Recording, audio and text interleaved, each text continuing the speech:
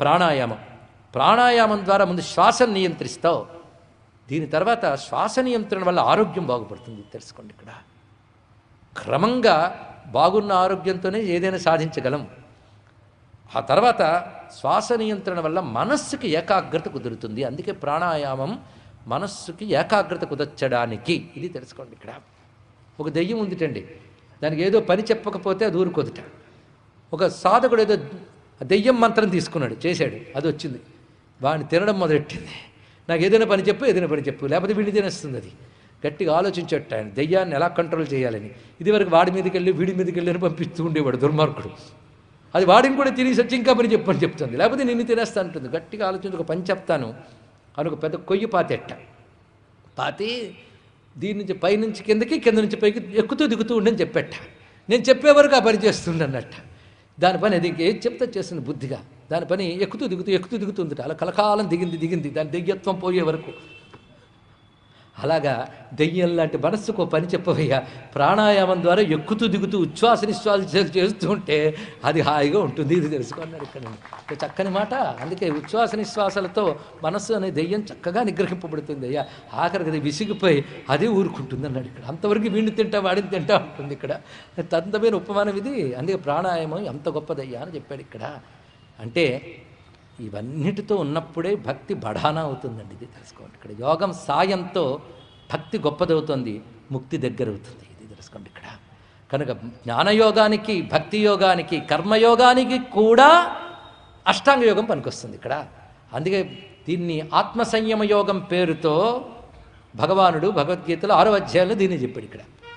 దాన్ని ఇక్కడే చెప్తున్నాడు, చూసారా. అంటే యోగం లేకుండా అటు జ్ఞానము లేదు, భక్తి లేదు. కానీ యోగం నేరుగా ముక్తిని భక్తిని ఇవ్వదు, కానీ ఇది లేకుండా భక్తి ముక్తి లేదు. ఇది సహకారి. ఇది ఇక్కడ. ఇప్పుడు ఎంత దాకా వచ్చాం? ప్రాణాయామం దాకా వచ్చేసాం. ప్రత్యాహారం అన్నాడు ఇక్కడ. ప్రత్యాహారం అనే మాటకి అర్థం ఏంటంటే మనస్సుని ఇంద్రియాల నుంచి వెనక్కి లాగి హృదయంలో నిలపడం.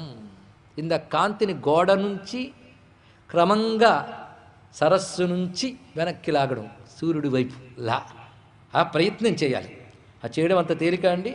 తర్వాత దానిని జేయ వస్తువు వైపు నిలబెట్టడానికి ప్రయత్నించడం, దాని పేరు ధారణ. ముందు లాగడం, తర్వాత నిలబెట్టడం. ఇవి జాగ్రత్తగా తెలుసుకోండి, తర్వాత కథల్లో పనికొస్తాయి.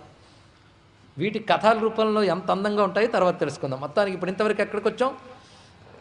ధారణ వరకు వచ్చేసాం. చూసారు, యోగంలో మన స్టేజ్ అది. ధారణలో లాగిన మనస్సును నిలబెట్టాలి. ఇప్పుడు అది ఒకటి వచ్చింది. ఇప్పుడు నిలబెట్టిన మనస్సును కూర్చోబెట్టాలి స్థిరంగా ఒకదాని యందు. అదొకటి ఇప్పుడు వస్తుంది. దాని పేరు ధ్యానం. దేని యందు కూర్చోబెడతావు? దేని వైపు లాగావు? ఇప్పుడు కాంతిని లాగారు, ఎవరి వైపు? అప్పుడు ఆ ఎవరి వైపు లాగేవో క్లారిటీ ఉండాలి, అటు తీసుకెళ్ళాలి. అది ధారణ. అక్కడ నిలబెట్టాలి, అది ధ్యానం. అయిపోయింది ఇక్కడ అన్నాడు. ఇక్కడ ధ్యానం చేయి. ఇప్పుడు ధ్యానం చేయవలసిన వస్తువు అది సాకారమా నిరాకారమా? ఏది దేని యందు నిలుస్తోంది అది ముందు చేయి. అది ఇక్కడ.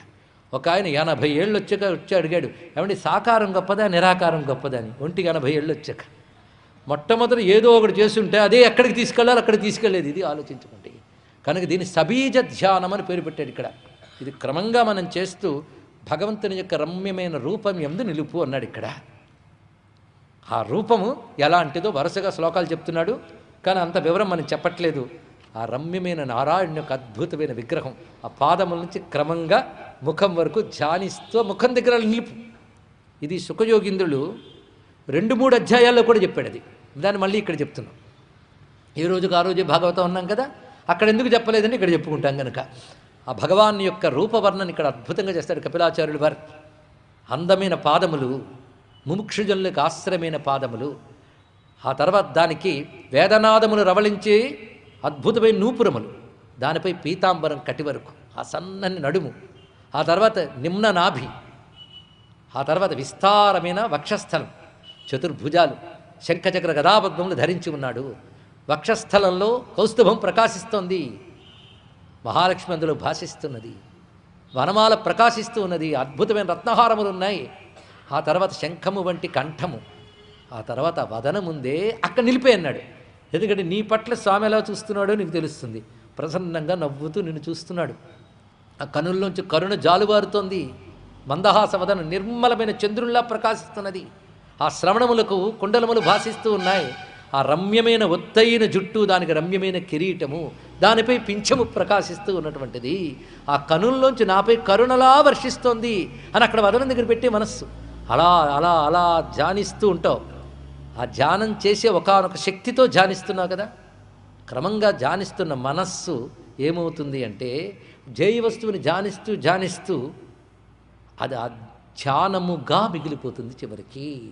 కనుక ఒక సబీజ ధ్యానం క్రమంగా అది చెయ్యగా నిర్బీజంలోకి వెళ్ళిపోతున్నాడు. ఇది విష్ణు పురాణం కొంచెం సహాయం తీసుకుంటే అక్కడ మైత్రేయునికి పరాశర మహర్షి ఒక మాట చెప్తాడు. ముందు అష్టభుజ విష్ణువుని ధ్యానించు అన్నాడు. అష్టభుజ విష్ణు ధ్యానం చాలా గొప్పగా చెప్పాడు.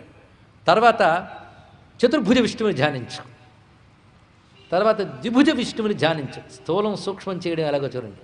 ఎందుకంటే నీకు స్థూలం అలవాటైపోయింది కనుక సూక్ష్మ వస్తువుని దివ్యమైన స్థూల వస్తువుగా ధ్యానిస్తున్నా. దివ్యమైన అని చెప్పాం. అది క్రమంగా అష్టభుజ విష్ణువుని చతుర్భుజ విష్ణువుగా ధ్యానించి తర్వాత ద్విభుజ విష్ణువుగా ధ్యానించన్నాడు. అని మా కృష్ణుడి దగ్గరికి వచ్చాడు. ఆ ద్విభుజ విష్ణువుని అంటే విష్ణుమూర్తిని చెప్తున్నాడు. అష్టభుజ విష్ణుమూర్తిని ధ్యానించు, చతుర్భుజ విష్ణుమూర్తిని ధ్యానించు, ద్విభుజ విష్ణుమూర్తిని ధ్యానించు, తర్వాత మూర్తిని వదిలి విష్ణువుని ధ్యానించన్నాడు. ఇక్కడ వచ్చిందండి రహస్యం. అది అందాలంటే అది పట్టాలి, అప్పుడు కానీ అది అందదు. అది కానీ చెప్పకపోతే ఇదేంటండి విష్ణువుని వదిలిమంటాడు అనిపిస్తుంది ప్రస్తుతానికి. అది వదిలి అందులోకి ఎలా తీసుకెళ్ళాలో అది ఆయన పని. నువ్వు అక్కడి దాకా తీసుకెళ్ళు, ఆ తర్వాత ఆయన తీసుకుంటాడు. ఇక్కడ అది చాలండి. ఇక్కడ వాడిని పట్టుకో చాలు. ఇక్కడ అంటే నువ్వు మూర్తిగా ధ్యానిస్తున్నది ఎవరిని? విష్ణువునే. విష్ణుమూర్తి. ఇది ఎలాంటిదంటే పంచదార చిలక. చిలక మూర్తి, పంచదార విష్ణువు. ఇప్పుడు అర్థమైపోయి ఉంటుంది. ముందు చిలక పట్టుకో, తర్వాత పంచదార తిను. రుచి ఏం మిగిలింది? పంచదార రుచా, చిలక రుచా? విష్ణుమూర్తిని ధ్యానిస్తే మూర్తి పోయి విష్ణువు రుచి మిగులుతుందయ్యా. అది తెలుసుకో. ఇక్కడ ఆ స్థితికి వెళ్ళు. అది